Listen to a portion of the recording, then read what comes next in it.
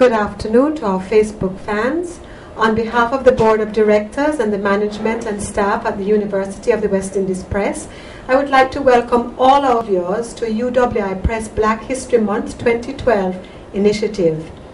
The University of the West Indies Press is a not-for-profit scholarly book publisher in 13 academic disciplines, serving the 16 countries that contribute to UWI in the region.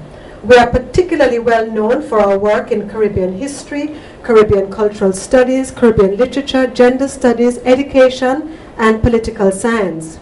Founded in 1992, the UWI Press has over 350 books in print. Our books are peer-reviewed and approved by an editorial committee composed of local and international scholars. You can get a free chapter from each of the 4 books being highlighted this afternoon on our website at www.uwipress.com. Also, the first 3 persons to write UWI Press on our Facebook wall before each presentation will win a copy of one of these books. Remember to press the like button if you enjoyed the presentation. This afternoon, our author will speak to the question, how have the experiences of the enslaved and the effect of slavery in Jamaica been reflected in her book?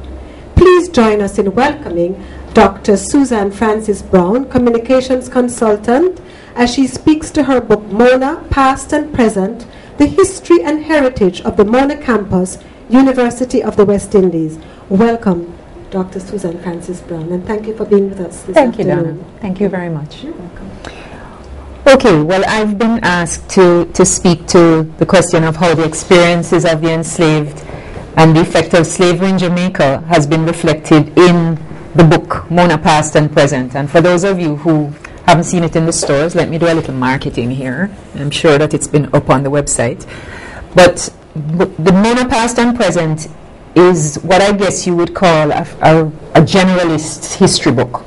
It sets out to bring the reader inside the history and heritage of the site that now houses the Mona campus of the UWI.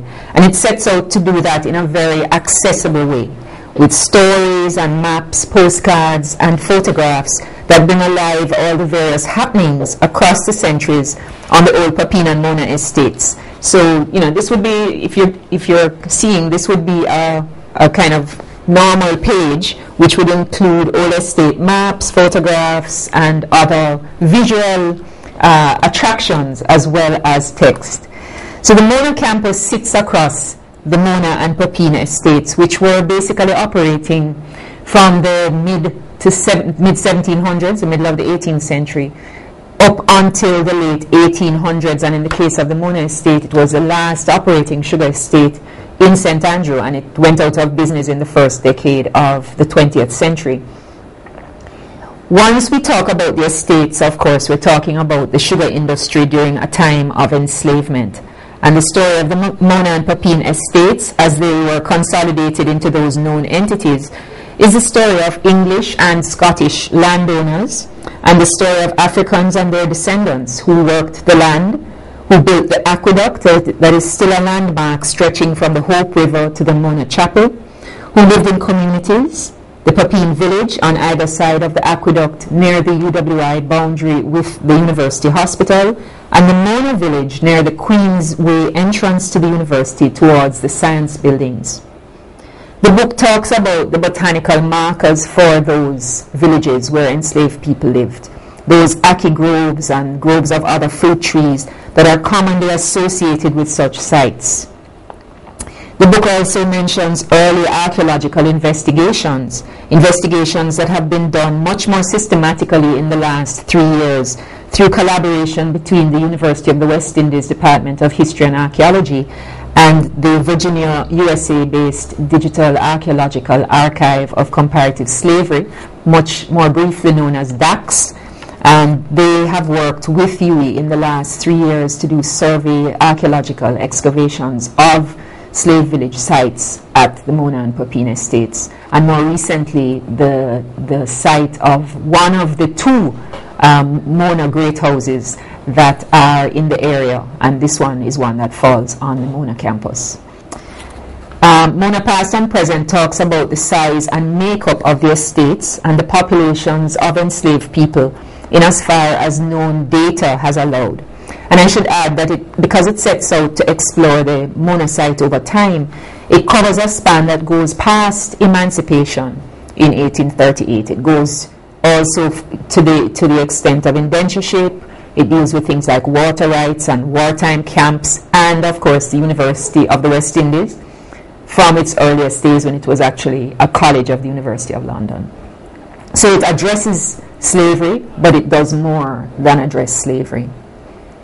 What it has done by painting with a broad brush is to provide an accessible foundation for other explorations, such as an article on finding family within the enslaved populations on the Mona and Papine estates, based on the available data.